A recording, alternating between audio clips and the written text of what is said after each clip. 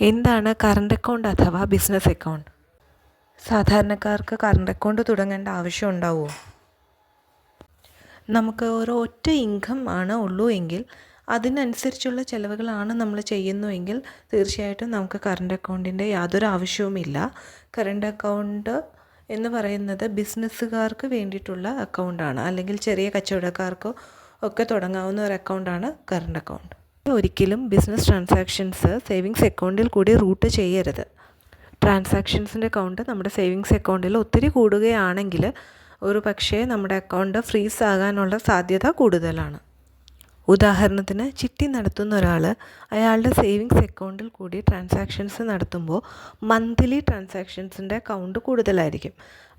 അങ്ങനെയുള്ളവർക്കും current account തന്നെയാണ് ഏറ്റവും ഉചിതമായിട്ടുള്ള account. നമ്മുടെ സേവിങ്സ് അക്കൗണ്ടിനുള്ള എല്ലാ ബെനിഫിറ്റ്സും കറണ്ട് അക്കൗണ്ടിനും ലഭ്യമാണ്. ATM ആയിക്കോട്ടെ, ചെക്ക് ആയിക്കോട്ടെ, മറ്റു ഓൺലൈൻ സൗകര്യങ്ങൾ എന്തും ആയിക്കോട്ടെ, അതെല്ലാം കറണ്ട് അക്കൗണ്ടിനും ബാധകം തന്നെയാണ്.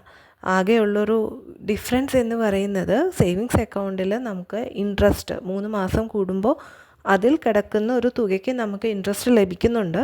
പക്ഷേ കറണ്ട് അക്കൗണ്ടിന് നമുക്ക് യാതൊരുവിധ ഇൻട്രസ്റ്റും കിട്ടുന്നില്ല.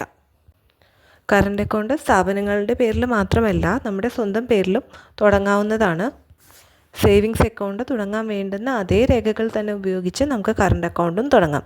അതായത് അക്കൗണ്ട് ഓപ്പണിംഗ് ഫോം, നമ്മുടെ ആധാറിൻ്റെ കോപ്പി, പാൻ ഉണ്ടെങ്കിൽ പാനിൻ്റെ കോപ്പി, അല്ലെങ്കിൽ ഫോം 60, പിന്നെ പാസ്പോർട്ട് സൈസ് ഫോട്ടോ.